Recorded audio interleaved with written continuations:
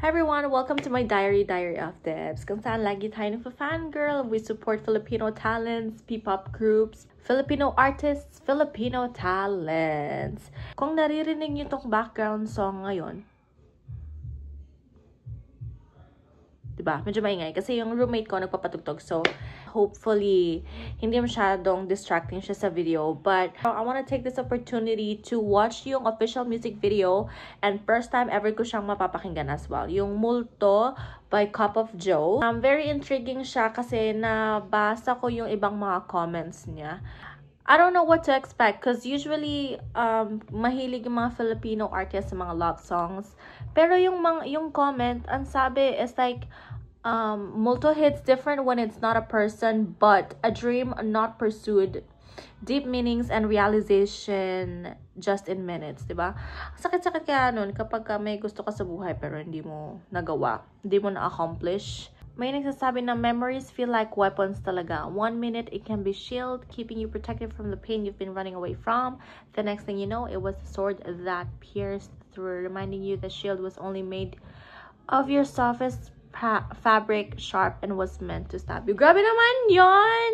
Nakaka-intriga talaga siya. Hindi siya minsan about sa love life. So, without further ado, let's go ahead and watch it. Pero sobrang nahihirapan yung mata ko.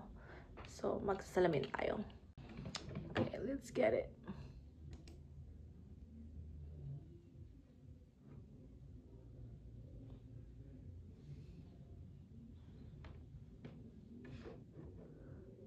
Walang sound.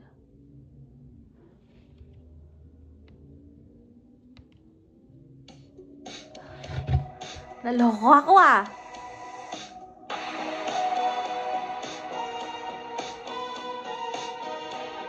Uy, si Kambal! Si Miles pala to!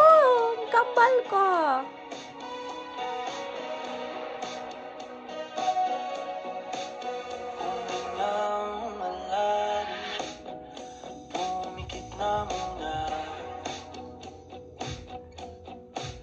At baka sakaling namamalik mata lang. Ba't nababahala? Yung jowa. Ako'y mag-isa. Kala ko'y payapa, boses mo'y tumatawag pa. Di na naman na ang lahat, di na pa naman na king sukat. Hala! Ngunit ba't Wait lang. Ba't ako naiyak? Alam kong fragile akong tao lately, pero naiyak na agad ako kasi naman ko parang ang galing-galing ni Miles. Nadadala ako sa kanya. Ba't ganun? andito pa rin? Hirap na akong intindihin.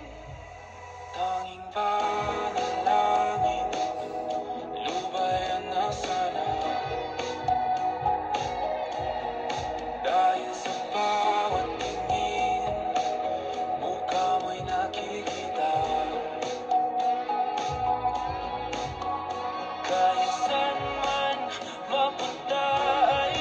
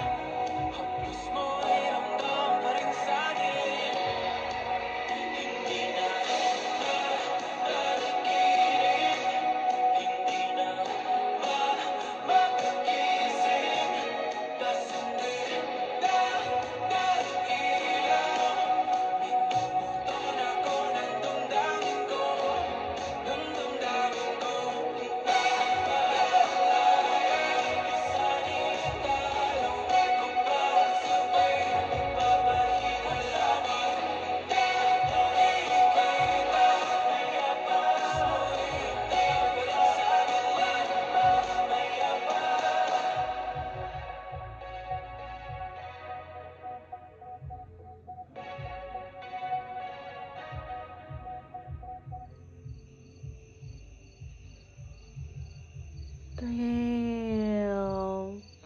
Oh my god. Oh my golly. Girl. Oh my god. Ang galing.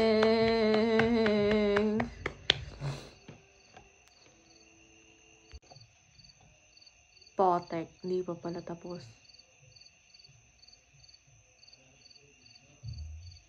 Ala, hindi ko.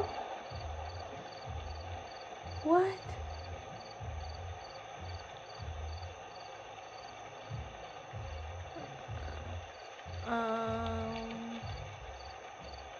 Oh my God.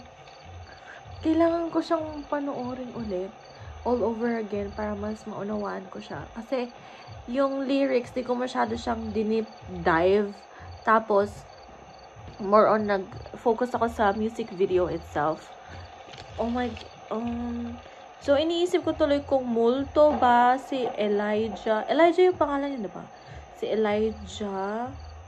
Tapos, yung past experience. Tapos, basta sobrang dami ng tumatakbo sa utak ko ng mga possibilities na pwedeng yung kung ano ba yung nangyari talaga doon sa music video. Ito yung mga gusto ko sa music video eh. Yun yung mga rason kung bakit din tumataas yung views dun sa music video. Kasi palaisipan siya. So ang nangyayari, yung mga viewers, mas panonoodin nila many times para mas maunawaan nila. Tapos, ayun. Kaya dumadami lalo yung views kasi we always watch it all over again. Tapos we try to find theories and try to make up our own conclusions. Kaya I love artists who are very creative. Yun yung gagawin ko ngayon. Papanorin ko ulit siya. And if you guys haven't heard about this song, and if you guys don't know Cup of Joe yet, super nice nila as a band. They love to do collaborations as well. I support them so much kasi ang babait din nila. And if you're new to this channel, welcome to my diary of Dibs. I hope to see you guys more around here. Don't forget to like, subscribe, and comment down below kung sino ang favorite artist mo or kung ano yung gusto mong parang pakinggan ko na hindi ko pa napapakinggan. Alam mo yun? Sige na. Bye!